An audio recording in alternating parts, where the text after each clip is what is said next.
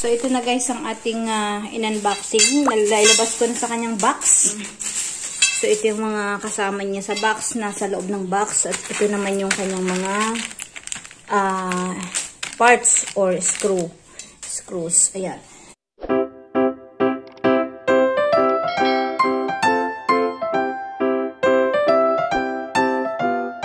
Dito guys, may deliver tayo ngayon.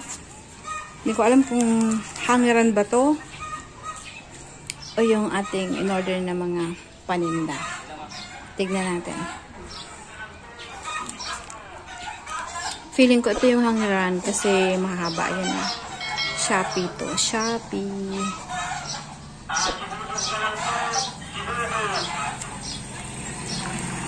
Sumunod ka lang po.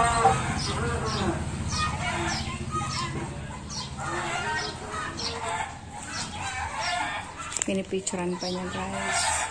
Yung Shopee delivery. Okay. Shopee po ano? Shopee? Sige.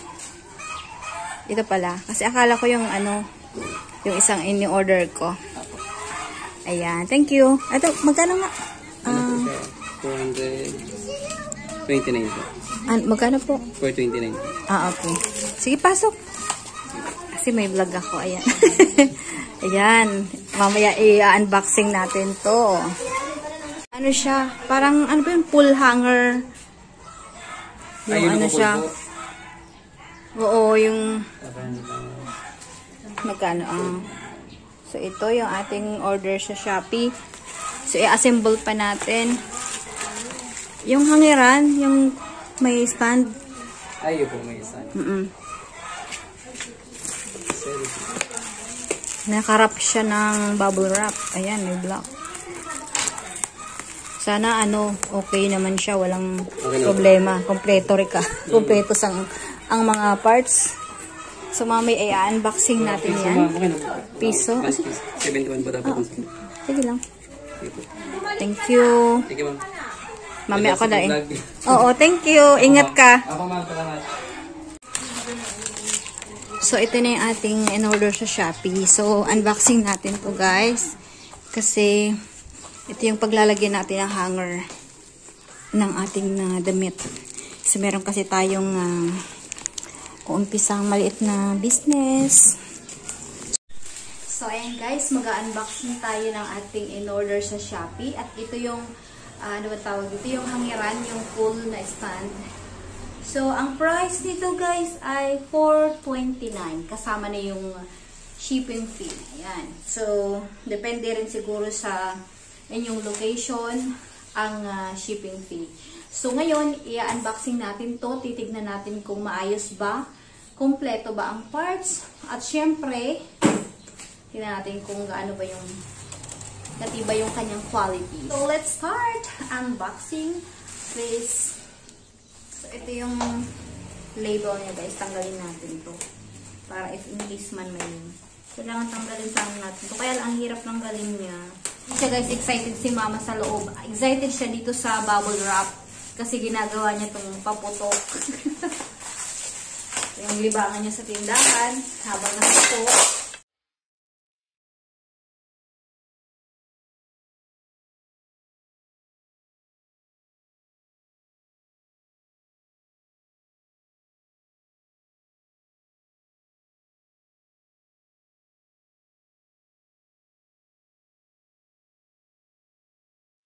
Ayan, ito yung ating ina-unboxing single pull clothes hanger 3.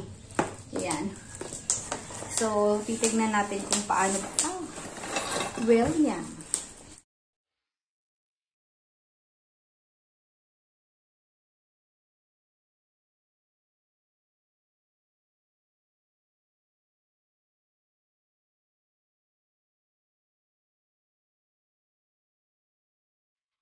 So, ito na guys ang ating in-unboxing. Nailabas ko na sa kanyang box. At syempre, ano to? Ito siguro yung paa niya. Hindi ko alam. So, ito yung mga kasama niya sa box. Nasa loob ng box. At ito naman yung kanyang mga parts or screws. Ayan. So, meron tayo ditong manual. So, gagayahin lang natin to step by step para maabuo natin yung ating clothes hanger tree branch. Ayan. Itong parang rubber ba to? Plastic din. So, kailangan natin to guys mailagay. So, ayan, nailagay ko na yung paa. Ito. Next naman ito. Ilalagay natin dyan. So, may butas yan. O, ayan. Lagay natin. Ganyan.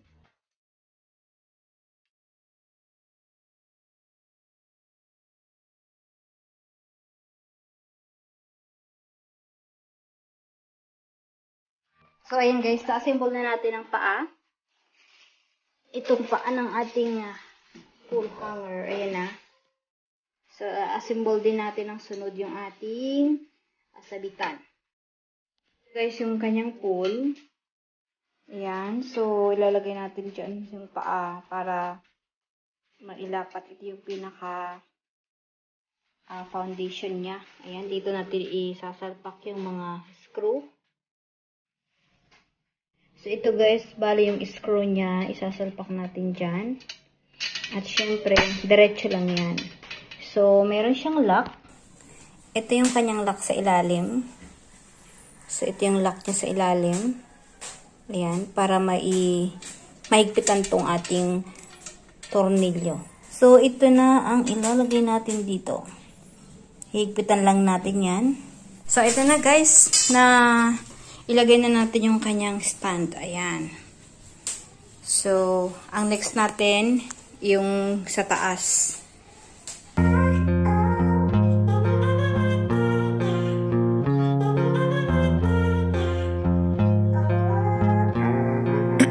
Meron tayong natitira dito, yung 4. Ito yung ilalagay natin sa gilid.